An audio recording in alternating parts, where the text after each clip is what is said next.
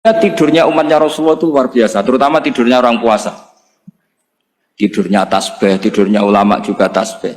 Karena dengan tidur itu kita tahu alamat kematian. Di mana kita masih di dunia saja punya kondisi di mana kita tidak bisa menentukan diri kita sendiri. Dan itu awal dari kita mengimani la haula wala quwata illa billah. Segagai koyok ngono ternyata ada kondisi di mana kita tidak bisa mengendalikan diri kita sendiri. Makanya disebut wa min ayatihi manamukum billaili wan nahar. Yang bisa menganalisis itu siapa? Ya ulama. Ulama kok tahu karena punya sanad musalsal ila Rasulillah sallallahu alaihi wasallam. Sehingga uniknya kenapa tidur itu sakral? Coba semua nabi di antara wahyunya itu lewat apa? Semua nabi di antara wahyunya lewat apa? Tidur, lewat mimpi. Inni ara fil manami anni atfahuka fanzur madza tara. Maka mimpi ini harus dikelola secara baik, yaitu kalau kamu mau tidur, wudu dulu, baca tasbih, terus tinggalkan semua dunia, anggap saja ini pemanasan kematian. Itu insya Allah mimpinya sip pokoknya. Paling dikejar-kejar Dajjalnya kecemplung kali, insya Allah. Tapi kalau kamu tidur gak wudu, raiso turu terus raiso turu mangan sik bu, raiso turu terus raiso turu mangan sik ben warak ben iso turu. Insya Allah dikejar Dajjal kecekel. Akhirnya ngelindur gak karu-karuan karena tadi. Nah, sanad seperti itu yang punya siapa? Hanya ulama. Ada lagi satu contoh, ini sudah hampir 20 menit Pak Ustaz. Itu saya pernah ngaji Durarul Kalami Syafi'i, mutiara-mutiara ngendikan Imam Syafi'i. Itu ulama itu mesti ngendikan itu unik. Tadi saya sudah cocokkan sama Bupati, tak tanya, Pak Bupati saya ini punya ilmu dari Bapak, mungkin pas untuk jinan pakai. Kata Bapak, urip iku padha wae, ngadepi kanca mbek musuh padha wae, malah kadang ribet kanca. Dulu saya itu iskal itu janggal. Tapi setelah ngaji Durarul Kalami Syafi'i yang ada di Muqaddimah kitab Majmu', Muqaddimah Syarhul Mu'adzab Imam Nawawi. Imam Syafi'i nak ngendikan gini. Man ahsana ilaika faqad qayyadaka. Wong apiki kowe nyancang kowe. Kaya Pak Ros itu apian mbak aku. Ngerti sarang sowan mampir, gayane apian, jebule nyancang. Awas nara teko ning Demak. Itu faqad qayyadaka, nyancang kowe. Tapi waman asaa ilaika faqat atlaqaka. Wong sing eleki kowe iku penak bebasno kowe. Kowe tau diutangi wong kancamu ta musuhmu? Sing biasa utang kowe lho. Kanca. Kowe numpak mobil ketemu musuh enak ra usah nawani, nek ketemu kanca monggo bareng. Sing ngel-ngelo kowe kanca ta musuh? Artinya gini, kanca ya barokah, nggo perjuangan, musuh ya barokah mergo ora tau utang. Jadi segampang itu ulama melihat kehidupan tuh. Man ahsana ilaika faqad qayyadaka wa man asaa ilaika faqad atlaqaka. Jadi akhirnya kita hidup itu berkah terus. Di konco ya enak kados kula di konco Gus Zofur nak kula mboten saged fikih musyawarah, ra iso tasawuf musyawarah. Di konco Pak Rosid, konco rai sederhana. Pokoknya duit. Tadi kurang contoh. Kalau rai Arab kan enggak sederhana, Pak. Wajahnya mewah terus. Ekonominya juga sederhana. Saya sama Rosid sama-sama gak kaya. Jadi tadi nyontohkan kan Gus Zofur sama Gus Baknya ngebis. Memang saya sering sama Gus Zofur ngebis sampai sekarang masih sering. Bukan karena miskin yang jelas itu pilihan itu. Jadi ulama itu segampang itu melihat kehidupan. Saya termasuk kiai muda yang nggak takut mati, bukan karena yakin di surga gitu, karena saya sering baca berdoa.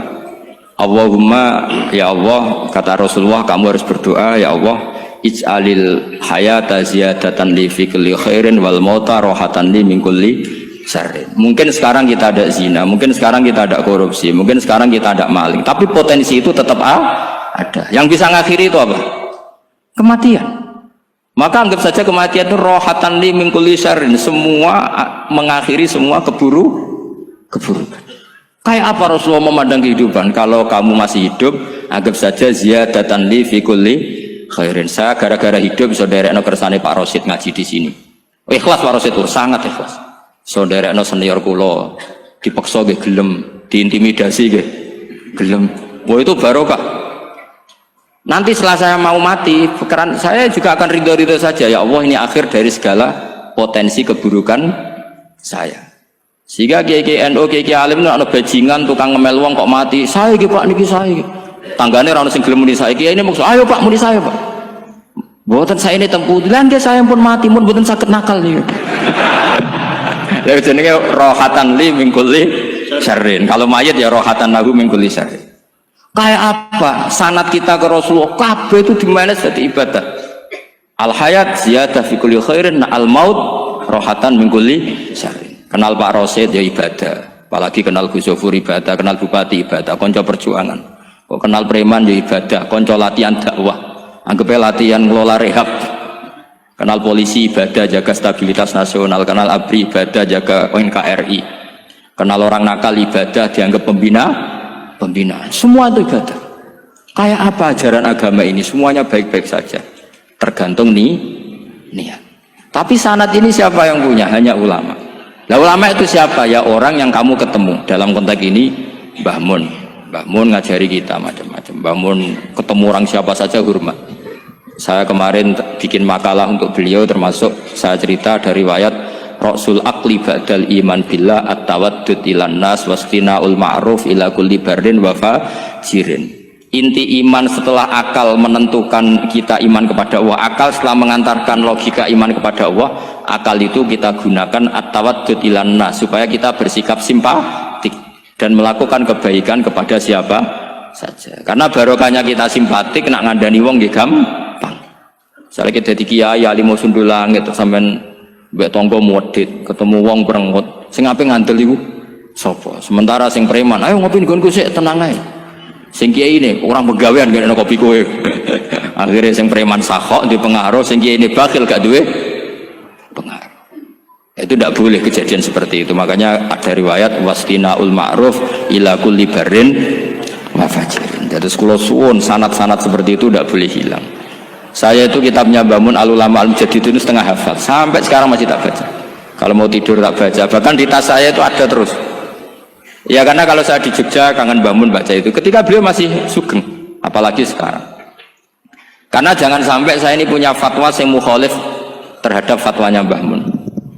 Ini terutama warning sama santri sarang, nggak boleh.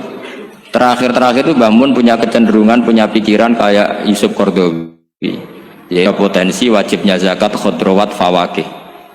Ngendikan gini sama sih ingat ketika ngaji sama Gus Zofur Pak Rosid kalau Mbah Mun guyon wong desa iku wis melarat gegere nganti koyo akeh wae Mbah Mun nyontokno gegere macul nganti koyo akeh gara-gara sing ditandur pari wajib zakat. Wong Sulawesi nandure kakao cengkeh zaman iku cengkeh joyo berhubung ora akut gak wajib zakat padahal kaya raya.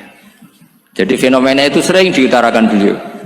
Lama-lama beliau ngarang di Al-Ulama Al-Mujaddidun, beliau mengutip pendapat Ibnu Katsir, tentu di era modern kayak Yusuf Qaradawi. Sebenarnya Yusuf Qaradawi sendiri bukan mujtahid, dia yang muqallid juga. Kata Ibnu Katsir, wa mimma akhrajna lakum minal ard, yang harus dizakati adalah ma itu umum, apa saja yang keluar dari bumi. Maka kecenderungan Mbah Mun akhir-akhir itu, mbok yao fawakih khodrowat itu dizakati. Tapi beliau tentu tidak ilzam ya, karena beliau sangat syafi'i. Tapi ini kan saran yang baik lah menurut saya. Apa susah sih jadi wong lomo gitu.